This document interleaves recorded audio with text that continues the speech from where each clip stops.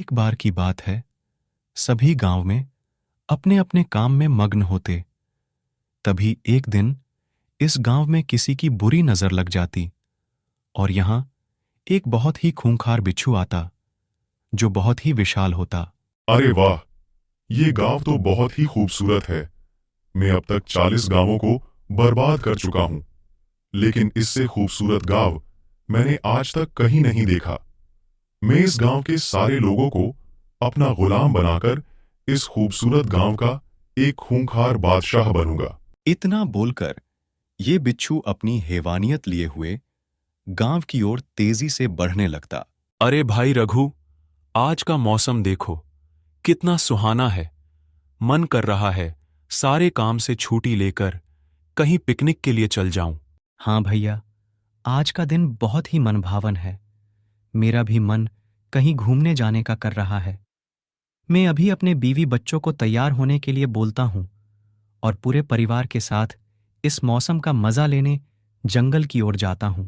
हाँ भाई, मैं भी निकलता हूं और पूरे परिवार को लेकर पिकनिक के लिए निकलूंगा। ये लोग जैसे ही इतना बोलते, तभी ये बिच्छू तेजी से उनकी ओर आ रहा होता। भाई रघु, ये कौन सा प्राणी है जो हमारी तरफ तेजी से चला आ रहा है?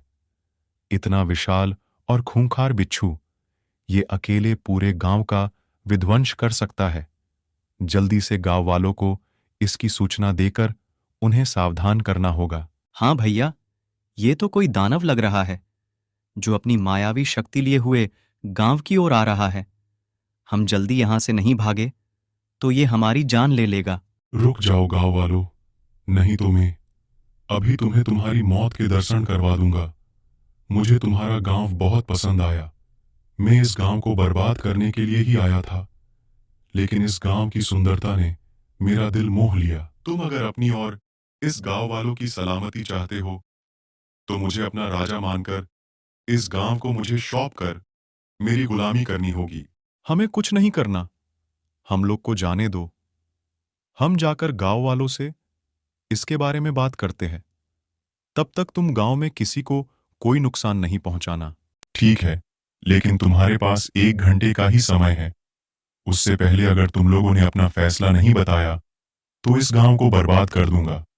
एक एक घर को तहस नहस करके रख दूंगा। उसके बाद ये दोनों यहां से जाने लगते और जाकर गांव वालों को इस बारे में सारी बातें बताते, जिसे सुनने के बाद गांव वालों की हालत खराब हो जाती।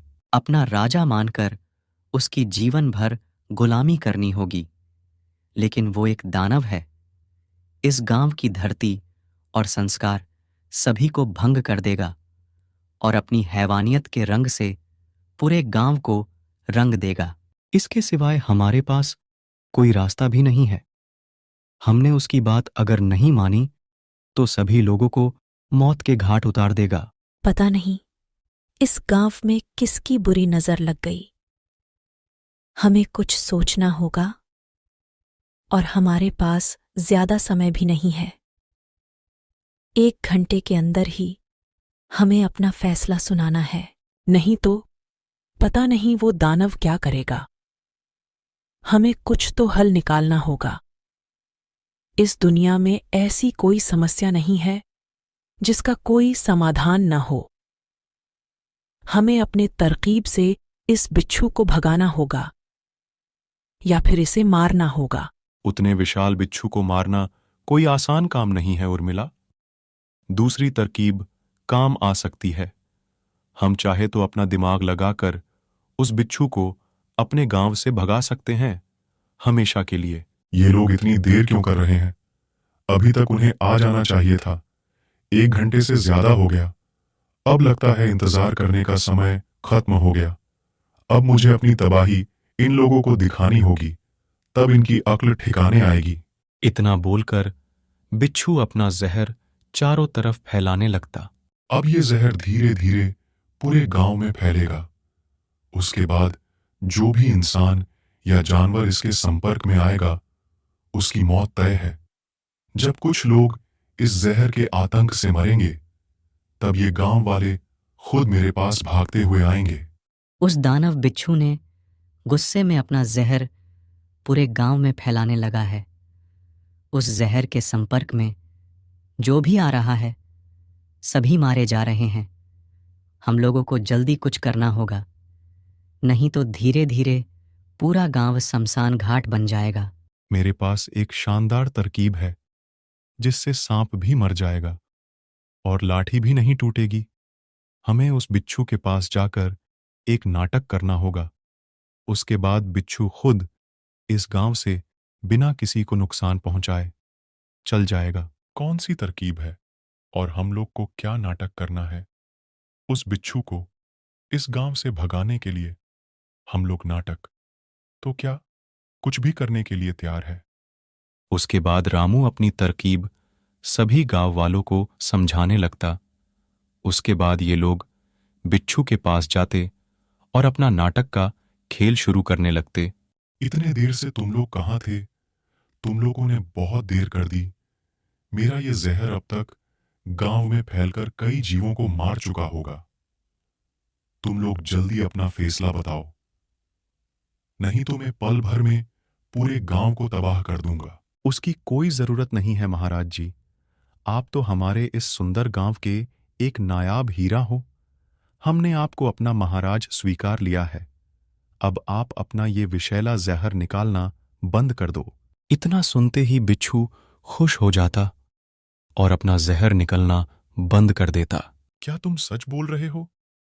तुम लोगों ने मुझे अपना महाराज स्वीकार लिया। मुझे लगा नहीं था तुम लोग इतनी आसानी से इस बात को मान जाओगे। क्यों नहीं स्वीकारेंगे महाराज? हमारे इस शापित गांव को कई सालों से एक महाराज की तलाश थी जो अपनी जान जोखिम में लेकर इस गांव को संभाले, लेकिन आज तक कोई नहीं मिला।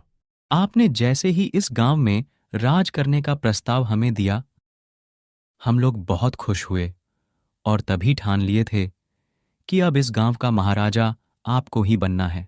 वो तो हमें बस इसलिए आने में देर हो गई क्योंकि आपके लिए एक सिंहासन और उस सिंहासन में विराजमान होने के लिए ढोल बाजा और पूजा की तैयारियां कर रहे थे। क्या ये गांव शापित है? और किसने इतने सुंदर गांव को सराप दिया? और आज तक यहां कोई राजा क्यों नहीं बन पाया? आज से कई साल पहले एक साधु ने इस गांव की सुंदरता से ईर्ष्या करते हुए सराप दिया था कि जो कोई भी इस सुंदर गांव का राजा बनेगा या इस गांव के सिंहासन में बैठेगा, वो हमेशा के लिए एक छोटी सी चींटी बन जाएगा और उसी रूप में इस गांव को चलाना होगा। उसके बाद से जिसने इस गांव को संभालने के लिए राजा बना, उन सब का वही हाल हुआ जो उन्होंने सराप दिया था।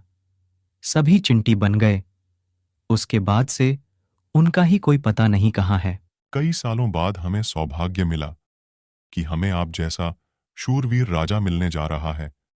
हमने सारी तैयारियां कर ली हैं। आप जल्दी हमारे साथ चलिए। इस गांव का सिंहासन आपका इंतजार कर रहा है। मतलब मैं अब जैसे ही इस गांव का राजा बनकर उस सिंहासन में बैठूंगा, मैं भी एक चींटी बन जाऊंगा। तेल लेने गया ये गांव और यहां का सिंहासन मैं जल्दी से इस गांव से निकल लेता हूं, नहीं तो कहीं अगला नंबर मेरा ना लग जाए। इतना बोलकर ये बिच्छू इस गांव से भागकर हमेशा के लिए बहुत दूर चला जाता। अरे वाह भाई रामू, तुम्हारी ये शापित गांव वाली तरकीब तो काम कर गई और हम इतने खतरनाक मुसीबत से बच निकले।